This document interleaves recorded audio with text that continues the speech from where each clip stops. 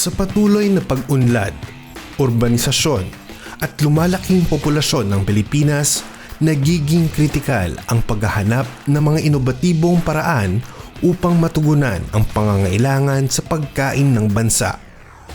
Sa mga urbanisadong lugar gaya ng Maynila, Cebu, Davao at Cordillera, kung saan dahan-dahang nagiging limitado ang mga lugar kung saan maaaring makapagtanim at makapag-alaga ng isda, mayroong pangangailangan ng isang pamamaraan ng paghahalaman na makakatulong upang magkaroon ng sariwa, ligtas at masustansyang pagkain ang mga pamilya sa kani-kanilang pamamahay.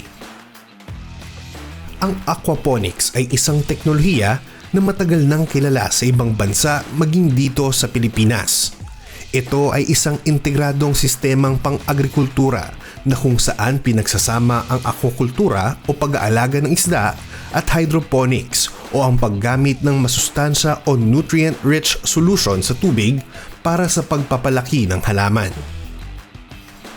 Noong 2020, sa kasagsagan ng pandemya, kung saan naantala ang daloy ng mga kalakal at pagkain, naisip ng Department of Agriculture, Bureau of Fisheries and Aquatic Resources na ilunsad ang urban aquaponics upang matugunan ang pangangailangan ng pagkain ng mga pamilyang apektado ng pangdaigdigang suliranin sa kalusugan.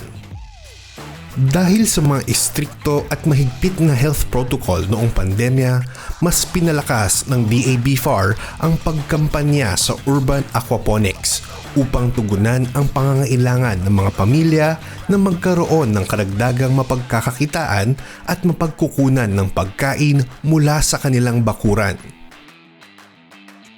Nagsimula nung pandemic, nakita po natin na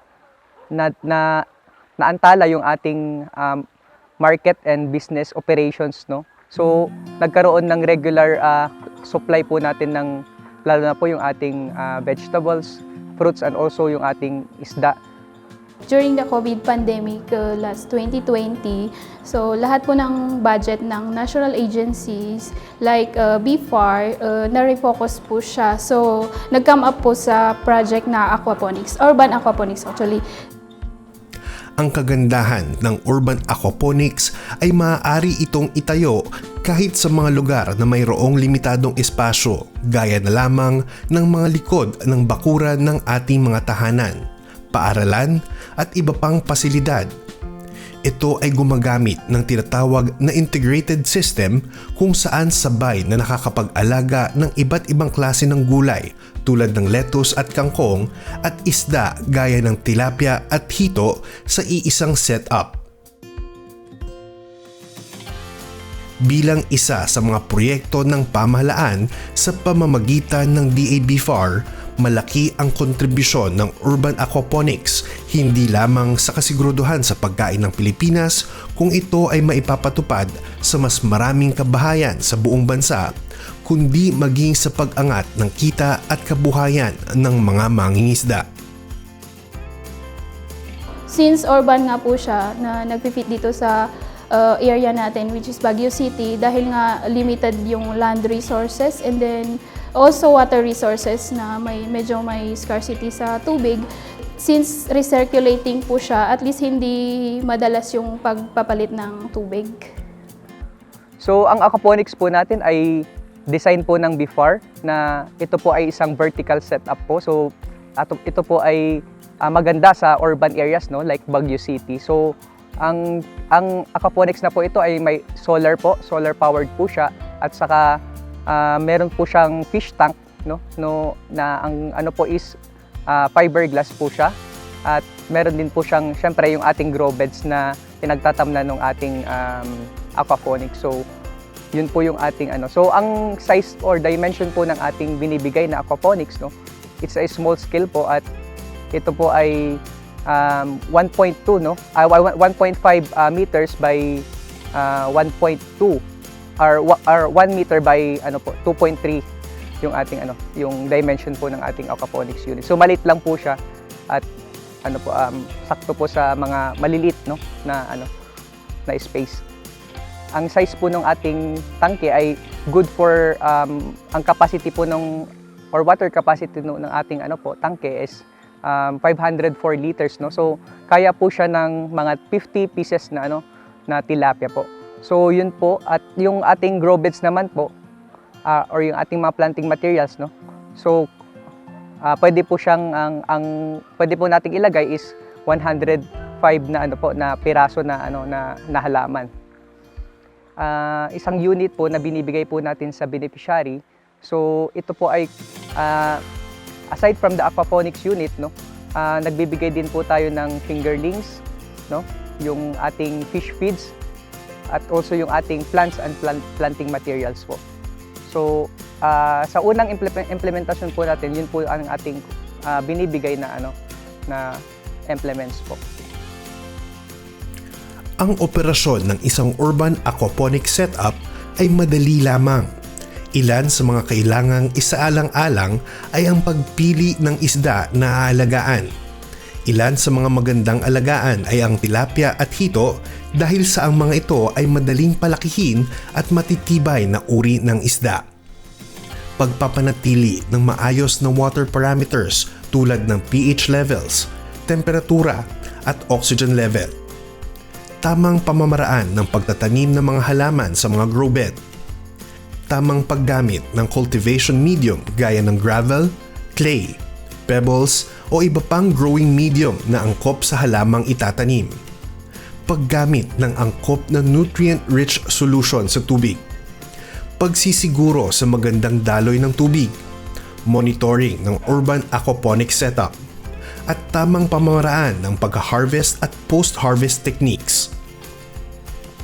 So all in all po, meron po tayong 70 farmer beneficiaries organizations and schools or community gardens sa schools and barangays po. Titignan po natin yung areas nila kung may best na paglalagyan ng setup po.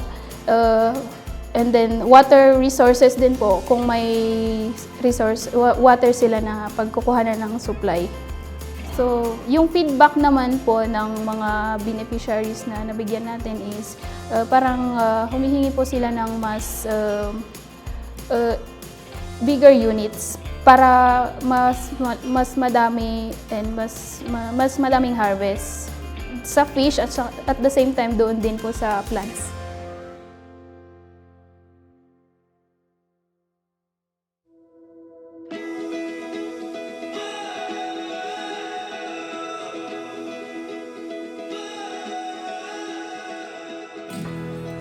Kasi pag nag-harvest na po kami, pang family consumption lang naman po yun. Ang mga lettuce, yung mga, minsan may pechay din po kami, tsaka celery. Fresh from dito po sa aquaponics, parang nawala na yung fear ko sa pesticides since malinis po siya, organic. So, konting hugas-hugas na lang po, yun po ang pinakain namin na mag-anak. Yun, ngayon kung marami po, halimbawa po minsan nag-harvest po kami ng 2 kilo kaya pinapamigay po namin sa kapitbahay. Tapos yung iba po sa barangay. Ay okay po sa tilapia kasi hindi ka nabibili kung gusto mong mag-ulam ng tilapia, nandito lang, nasa paligid mo lang. Kukuha ka na lang. Pag nakita mong malalaki na pwede nang kainin, pwede nang iluto para maulam. Yes sir, madali lang pagka linagyan ko ng nung filter para hindi tayo palit ng palit ng tubig. Kasi pag walang filter, pag may filter na, abutin ng 5 to 6 bago ka magpalit ng tubig. Saka kasabay na yung fingerlings 5 months din. Sabay mo na sa pagpalit ng tubig sa Actually, nagpapasalamat kami sa mga beneficiaries dahil yung ating project ay naalagaan at binibigyan nila ng importansya yung ating proyekto. Nagpapasalamat din po kami sa local government unit lalo na po sa City Government of Baguio City na tumulong or kasama natin sa pag-implement nitong proyekto na ito. sa mga beneficiaries po na nabigyan ng ganitong project, yung aquaponics project. Sana po tignan natin yung continuity ng projects, and then sana masustain din po natin yung project na ito since nakakatulong naman po siya kahit sa maliit na bagay po, at least for family consumption or yung sa community po na pwedeng pagkuhanan ng readily available na food. So, yung mga gusto pong mag-venture or sa mga mag-i-inquire po, you can come and visit us here sa City Veterinary and Agriculture Office po dito sa Slaughterhouse Compound, Santo Niño Barangay, Baguio City po. Ang urban aquaponics ay isang solusyon sa mga hamon na dala ng urbanisasyon. Sa pamamagitan ng teknolohiyang ito, masisiguro ang kasapatan ng supply ng isda at gulay sa mga komunidad sa syudad at sariwa, ligtas at masustansyang pagkain sa hapag ng bawat pamilyang Pilipino.